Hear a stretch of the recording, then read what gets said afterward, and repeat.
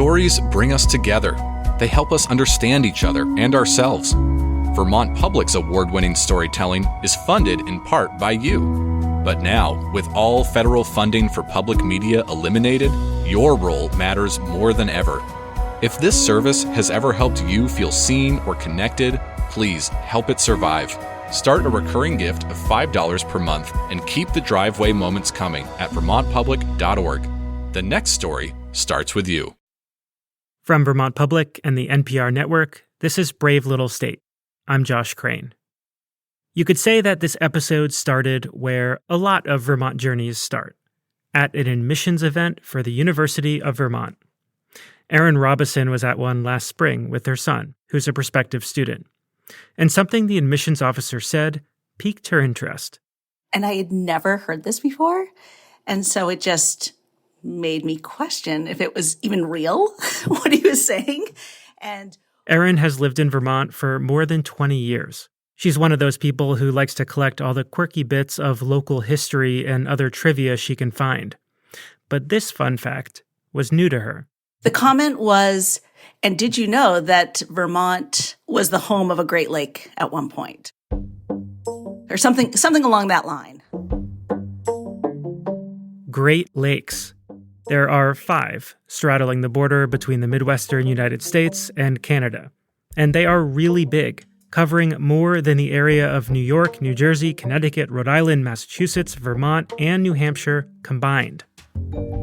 When I think of the Great Lakes, I think that they're much larger and bigger, and really that they are geographically centered where the Great Lakes are. And so to have a Great Lake in Vermont stretched my my mind to say, how is it even possible to have a Great Lake here?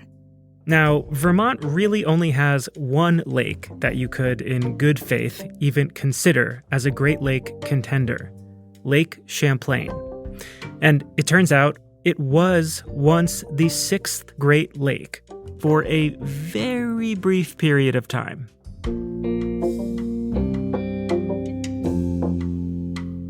The fact that Lake Champlain once had great status and then lost it, that raised even more questions for Erin. How did it just lose its Great Lake status, and why is it no longer a Great Lake? What happened?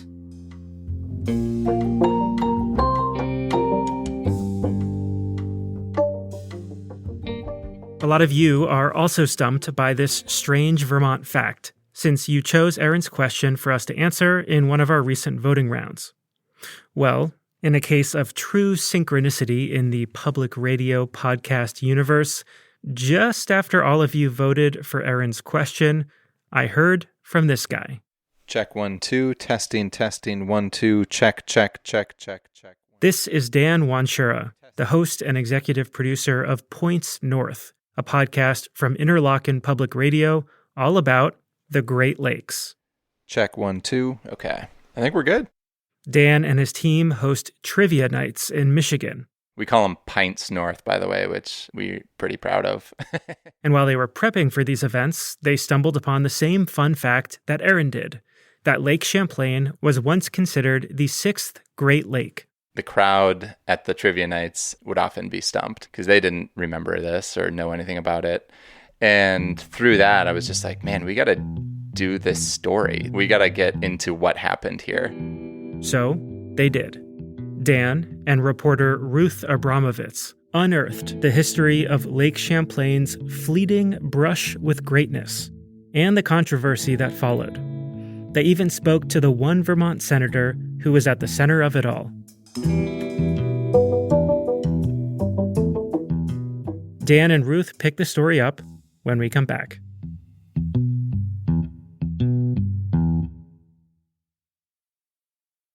Support for Brave Little State comes from Sunset Lake CBD, a farmer-owned company crafting CBD products for people and pets, now offering Lifted Tea, hemp-infused, non-alcoholic craft brews made with local honey and real fruit. Available for home delivery. SunsetLakeCBD.com.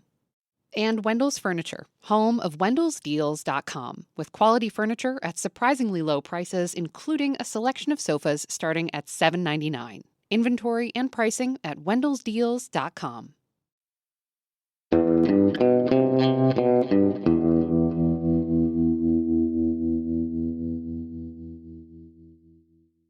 I'm Dan Wanschura. More than 25 years ago, back in 1998, Tom Barry had a job in politics in Vermont. It was late February when, out of the blue, Tom got a call from back home in Kalamazoo, Michigan. My mother called and asked me, what's up with Lake Champlain thinking it could be a Great Lake? There's only 5 Great Lakes, and Lake Champlain's not one of them. Tom was completely caught off guard. He hadn't heard anything about this from his colleagues in government. So he was even more surprised to be getting the news from his mom. And she said, well, one of the Vermont senators just made it a Great Lake, and it's not a Great Lake. What Tom didn't know then was Congress had just passed a bill designating Lake Champlain as one of the Great Lakes. It was quickly becoming this huge national story, like on NBC Nightly News. Congress wants to create a new Great Lake, a 6th one. Read between the lines of this bill, the president is about to sign it, and you will find language to designate a new Great Lake. Tom's mother wasn't alone in her outrage. All over the Midwest, 5th graders, editorial boards, and members of Congress pushed back against this new Great Lake. It seems sort of ridiculous. Lake Champlain is way smaller than all the other Great Lakes. It's this long, skinny lake tucked between New York, Vermont, and Quebec. Even Lake Ontario, the smallest Great Lake, makes Champlain look like a swimming pool. It's over 16 times bigger than Lake Champlain. We have islands in the Great Lakes larger than Lake Champlain. That's Davis Hellberg on NPR's All Things Considered. He was the port director in Duluth, Minnesota. We have these 1,000-foot lakers that carry iron ore and coal within the Great Lakes, 1,000 feet long, carry about 65,000 tons. I suppose when one of these retires, we could donate it to Lake Champlain and they could make a bridge out of it. Congress members from the Great Lakes states were quick to chime in, too. To add a little lake that's 1/16 the size of the smallest Great Lake is just crazy. That's Fred Upton, a congressman from Michigan at the time. He also described Lake Champlain as a pencil line on a map.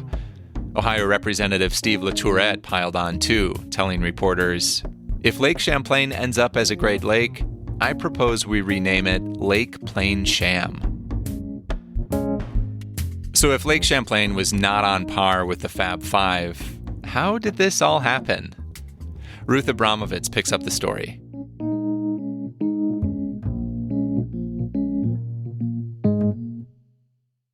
This all started with one of Lake Champlain's biggest advocates, Vermont Senator Patrick Leahy. By 1998, Leahy already loomed large in the Senate. He had been in office for more than 2 decades, and he chaired and held seats on some of the most powerful committees. He also literally loomed large. Leahy is 6'2". His imposing frame, furrowed eyebrows, and white hair were super recognizable.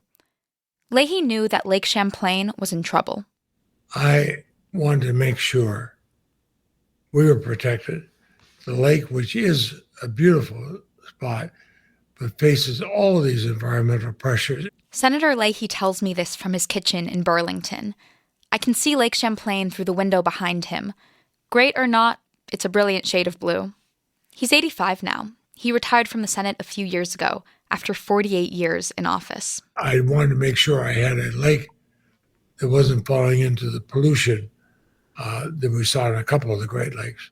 In both the Great Lakes and Lake Champlain, agricultural runoff was causing a buildup of phosphorus in the water. This led to harmful algal blooms and threatened aquatic life, and zebra mussels, sea lamprey, and other invasive species had arrived in Lake Champlain.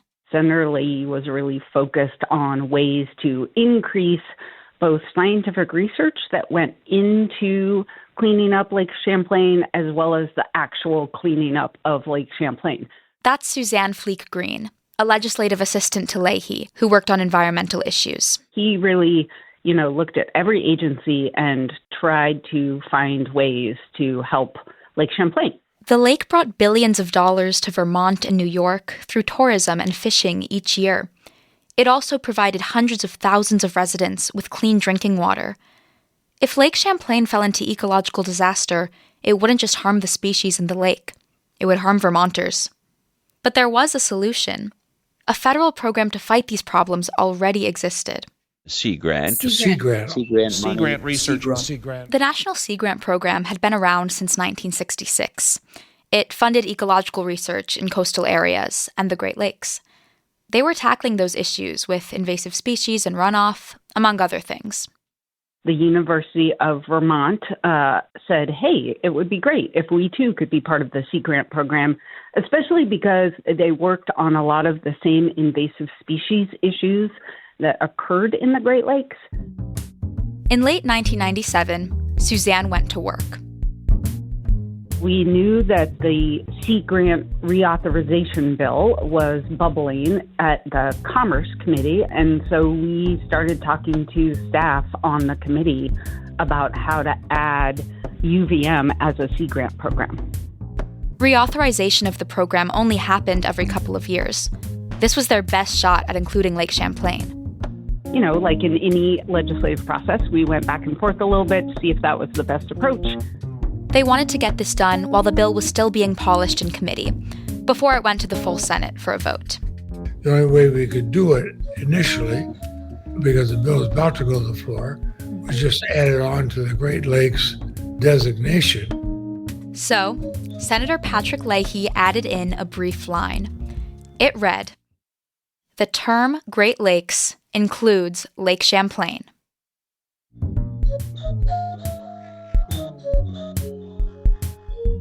Tom Barry, the guy whose mom called him, later worked as a staffer for Leahy. According to Tom, this was a classic move from Leahy's playbook. It's just something that the senator was able to do, I think sort of at the 11th hour during a committee markup, which is often how I like to get significant work done. Just an extra line of language here or there, not completely remaking the bill, could have a dramatic impact on Vermont. The Sea Grant bill made it to the full Senate, amendment and all. Compared with a lot of bills in Congress, this one was pretty unremarkable. It was a bill reauthorizing an uncontroversial program. In fact, it didn't even come to a full recorded vote in either chamber. Instead, it went through legislative shortcuts used to pass boring bills. So in both the Senate and the House, the bill passed super easily, without any disruption or complaints from the Midwest legislators. As the media storm brewed, President Bill Clinton signed the Sea Grant bill into law. On March 6, 1998, there were 6 Great Lakes.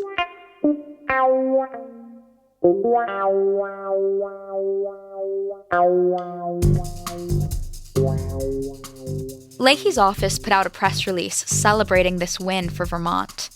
It noted that Lake Champlain was now one of the greats. They had people come up to me in the Capitol. Oh, we saw a picture at Lake Champlain. My, that's beautiful. Oh, I had a number of people bring newspapers, wanted me to sign the newspaper. I'd never had an experience like that. This was all welcome news to Ellen Marsden.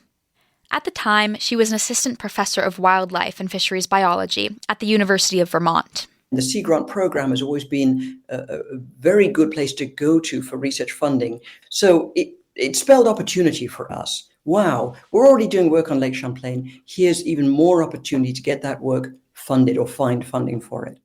Ellen and her colleagues saw the attacks on Lake Champlain, like Lake Plain Cham, the 1,000-foot freighter bridge. But they had a sense of humor about it. I remember it, and we were glued to the radio and the press, and alternately being slightly miffed, but more just chuckling at the different responses. They knew their lake didn't measure up, but they still felt the need to defend it. Maybe it should be a Great Lake. We wanted to find some statistic that would allow us to sort of hold our own, so to speak. Well, we're certainly not bigger in area, and we're certainly not bigger in volume. We are actually deeper at the deepest point than Lake Erie, but that's not saying a lot. Lake Erie is very shallow. Okay, it passes the depth test. And the one big statistic, of course, is we have a remarkably huge drainage basin. So in the Great Lakes, that ratio of watershed to lake area is about 1-to-1. In Lake Champlain, that ratio is 18-to-1. The Vermonters stuck to these arguments and said Champlain really was on par with the Great Lakes. Leahy pushed this idea as well. Back in 1998, he told NBC that Vermonters had always considered Lake Champlain the 6th Great Lake. Lake Champlain has always been one of the Great Lakes in its ecology, its geography, and its origin. So why did the Great Lakes politicians let this happen in the first place?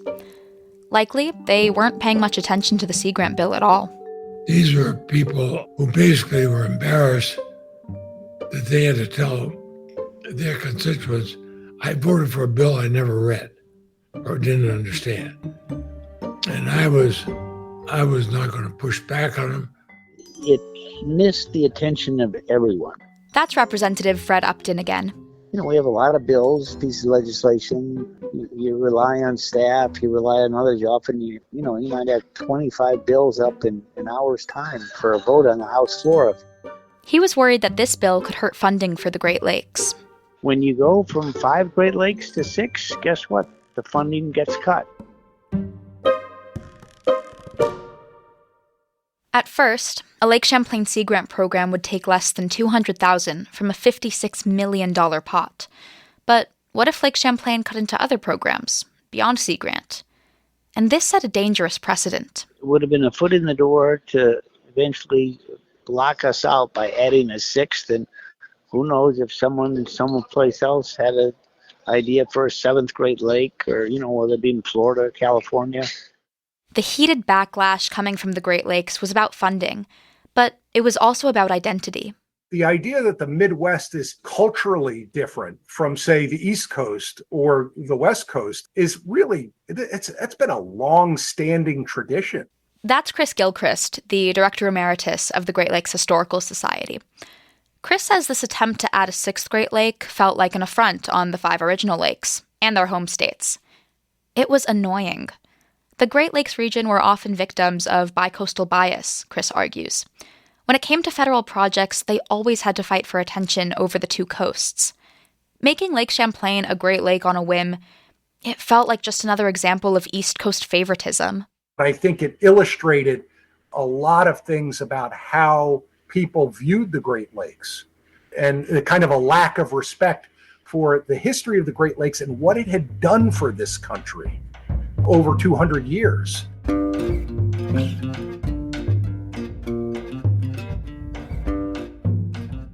Even though the bill was signed into law, the fight wasn't over. The Great Lakes delegation did not want to admit Lake Champlain, and Senator Leahy did not want to lose the funding he had just finessed.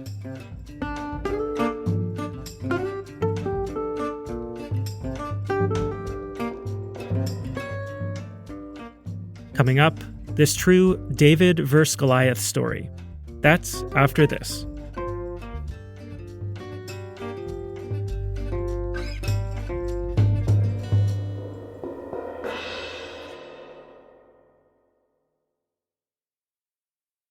Support for Brave Little State comes from Adagio Chocolates in Middlebury, offering curated domestic and global chocolates crafted to satisfy a range of chocolate desires. 52 Main Street in Middlebury, or online at adagiochocolates.com.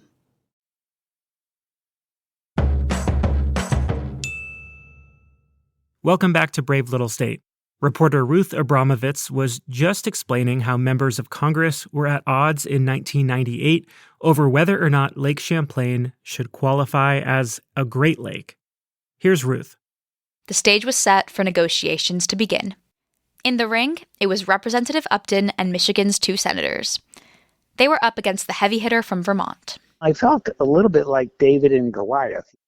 Leahy was very distinguished, real white hair, a lot of respect, and no skeletons for sure, and well-loved. And he was able to get a lot of things done for the state of Vermont. Compared to Leahy, Upton just didn't have the same stature. And he looked it. He said he would still get carded buying alcohol when he was in Congress. I got tackled once on the House floor by the security folks because they didn't think I was a member of Congress rushing to vote early in my career. And here's this young guy, not even a subcommittee chair, working to take him on. But it wasn't just the Michigan congressional delegation negotiating with this titan of the Senate. I relied on folks from Wisconsin and Illinois, Indiana, Ohio, New York. We're all reliant on the Great Lakes. We know the importance of it, whether you live on the Great Lakes or not. Outside of negotiations, the Midwest had some other tactics. We utilized the press, so NPR covered it, as they should. Lake Champlain is now a Great Lake. It's the law, no matter what logic or geography says. Now we got some wonderful editorials and headlines in major city papers. The more attention this got, and the more the Midwest outrage made headlines, the better. It would ramp up pressure on Leahy to undo the designation. I told them quietly, don't worry. We're going to fix all this, and we're going to have a bill that you will want to vote for. 18 days after the bill was signed, Senator Leahy came to the floor with an announcement.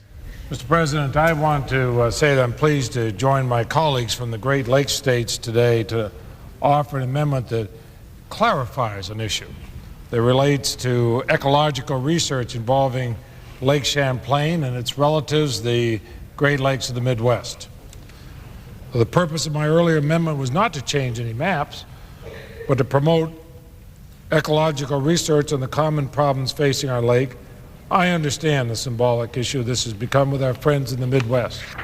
And because they are my friends, I do not want to create problems for them. We've agreed to call Lake Champlain a cousin instead of a little brother to those larger lakes in the Midwest.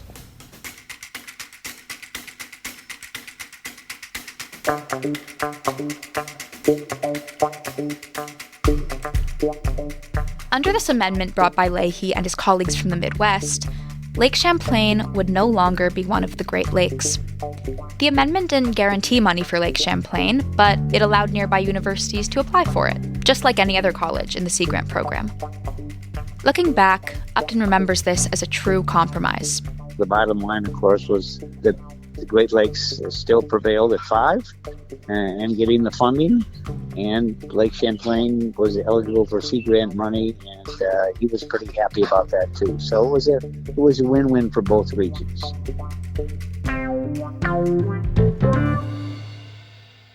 This new amendment was tacked on to another appropriations bill in the Senate, which passed both chambers of Congress. The national news died down, the dust settled over Vermont, and President Clinton signed the bill into law about 6 weeks later. Lake Champlain was still a good lake, but not a Great Lake. 27 years later, this footnote in congressional history has paid off. I'm looking at future generations, or my children and grandchildren, that they'll have a lake that'll be a clean lake. They can swim in, they can fish in, sail, and everything else, and not have to worry about dangerous chemicals and pollution. So it ended up being a win-win for everybody. Despite what he told the press back then, Senator Leahy now says he was never trying to add a 6th Great Lake. Nobody in Vermont, myself included, wanted to rename Lake Champlain as a Great Lake. I didn't care if they could designate Lake Champlain as Lake X if they wanted, provided we got the research money. But Leahy admits that once the press made it front page news, he had some fun with all the attention. I realized there were a number of interviews where I was trying unsuccessfully to keep a straight face, like right now. Even years later, Leahy and his colleagues would still rib each other about Lake Champlain. Fred Upton remembers Leahy putting his hand on his shoulder. He'd give me a little twinkle in his eye. He said, "Do you remember when?" I said, "Yes, I do." He said, "Well, we ended up getting the money." I said, "Well, that wasn't a problem as long as it didn't take away from the Great Lakes." So we laughed about it for years afterward, and Lake Champlain is a good place. For as much as they teased each other, Senator Leahy and the Great Lakes Congress members found a genuine and shared interest in protecting their lakes. They formed a lasting relationship that benefited both the Great Lakes and Lake Champlain. I want to make sure the ecological research and all for the 5 Great Lakes continued, because I think they are a national treasure. So I want them to continue to have the research so they can keep clean for, again, thinking of future generations. Each time Sea Grant needed to be renewed, Leahy fought hard to grow the pie and ensure that no state felt like they were getting cut out. In doing so, Leahy brought home more funding for both the Midwest and the East, for the Great Lakes and Lake Champlain alike.